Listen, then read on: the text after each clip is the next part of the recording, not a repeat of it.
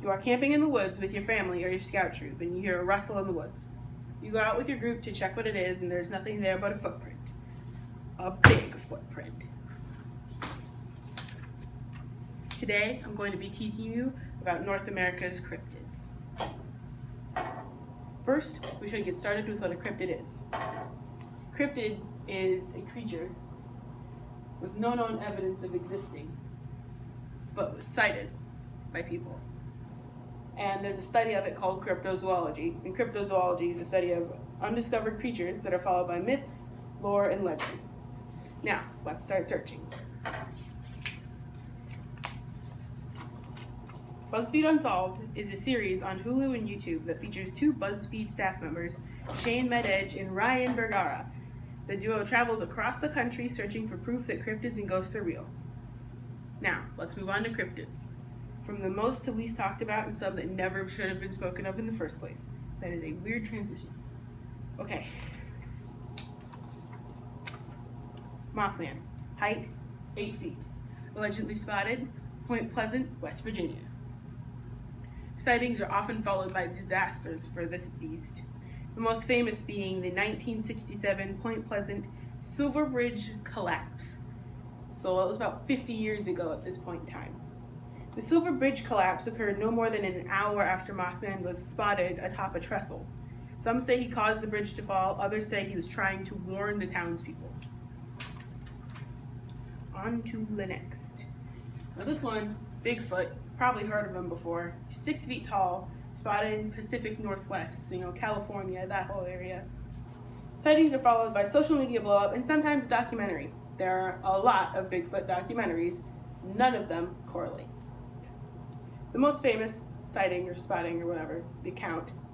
A woman tried to sue the state of Nebraska because they refused to recognize Bigfoot as a species in that state. Now we're moving on to Mexico. This one's New Mexico, Puerto Rico. So the Chupacabra, which is Spanish for goat sucker, its height is unknown. So nobody knows if it's like really big or like the size of a toddler. But they are spotted in Puerto Rico, Mexico, New Mexico, that whole area. And the sightings are followed by missing pets and like dead farm animals. So, goat sucker, they like bite the goat, suck its blood. And the most famous sighting was like a man, he let his cat out in the yard and it was almost eaten in front of him by a chupacabra. And to quote the man, he says, Shuker, the man, said the hairless creature was glaring at him from about 80 or 90 feet away, had a tail like a rat or a possum, with rippled pinkish skin, teeth jutting both up and down out of its jaw, and at least 2 feet or more longer than the biggest coyote you've ever seen, said the man of the creature. Now we're moving back up, going to New Jersey now, with the Jersey Devil. Its height, 20 feet, allegedly spotted, southern New Jersey. And the lore for this one says there was a woman named Mrs. Jane Leeds who came from a poor family who eked out of existence in the Pine Barrens of Jersey, a rugged place with vast forest, sandy soil, and patches of swamp. In 1735, Mrs. Leeds discovered she was pregnant with her 13th child. She complained to her friends and relatives that the devil can take the next one, and he did. When the baby was born, he was a monster. He immediately took on a grotesque appearance and grew more than 20 feet long with a reptilian body, horse's head, bat wings, and a long forked tail. He thrashed about the Leeds home for a bit, then vanished up the chimney. The creature, or the Jersey Devil as he was dubbed, began haunting the Pine Barrens. So now we're going up to Maryland. And I have been in this area in Maryland. Very spooky. The Goatman. So the Goatman is 7 feet tall. And the BuzzFeed Unsolved actually had an episode on this. It was about the Goatman's Bridge, which is where this is all centered around. The lore for the Goatman's Bridge says that there are many variations of how the mythical Goatman came to be, including an angry goat herder gone mad and seeking revenge on teens who killed his goats, something resembling a Bigfoot creature, the result of genetic experiment, or even simply an old hermit who lives in the woods and wanders Fletchertown Road at night. The experiment myth is the most pervasive of them all and involves the nearby Beltsville Agricultural Research Center. Dr. Stephen Fletcher supposedly confessed to crossing the DNA of a goat and that of his assistant William Lotsford, which naturally went terribly wrong. Well, I'm not sure how an experiment like that could possibly go right. The newly created goat man then escaped and began attacking cars with an axe, roaming the back roads of Beltsville.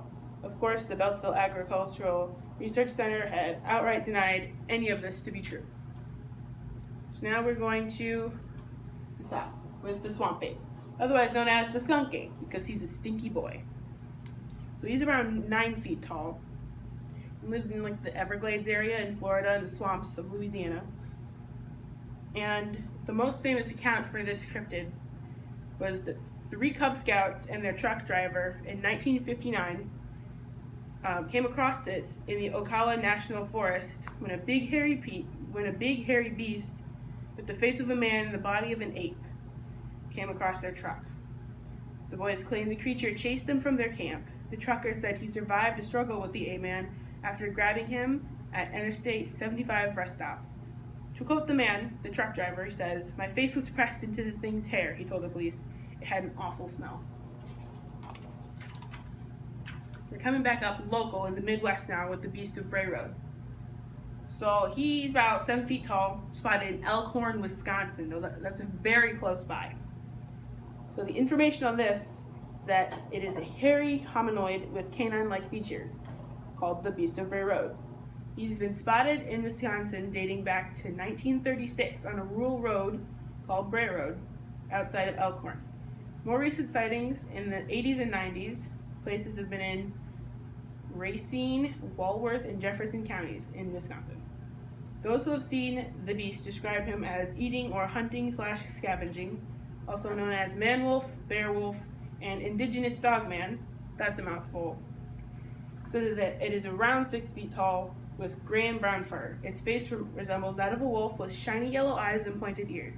Its body, though furry, looks like a muscular man. The creature is said to run and walk on all 4 of its legs or just hind legs and has been spied sitting on its haunches or kneeling like a man. Now we're going on to the Flatwoods Monster back in West Virginia. So the Flatwoods Monster, 12 feet high, 4 feet wide. And a recollection by the man who spotted it when he was a child, Buddy Griffin, says that I was 5 years old when I first learned about the Flatwoods Monster, also known as the Braxton County Monster, the Phantom of Flatwoods, or simply the Green Monster. It was an experience that was burned forever in my mind.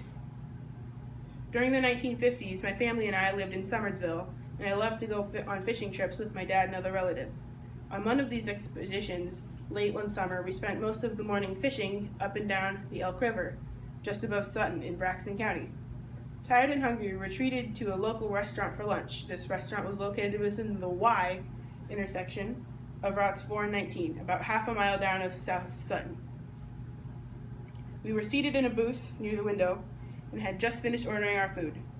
We were making small talk when the waitress looked at me and commented, "You better look out or that monster will get you."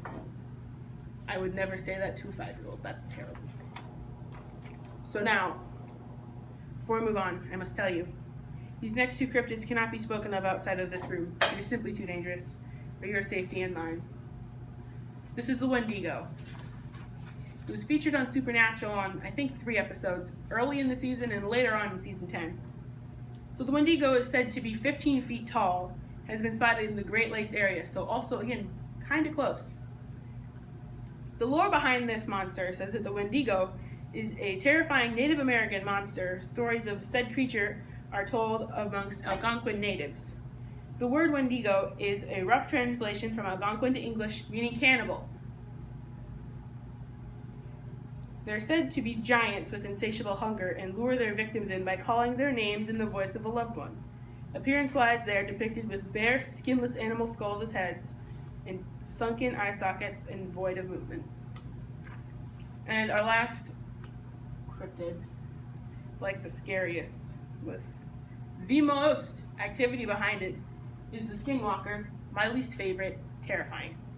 They're 4 feet tall, spotted in Arizona and Utah areas. The lore is that a Navajo witch with the ability to transform into other people or animals by placing pelts or skins of the person or animal over her shoulders is what caused these to come into existence.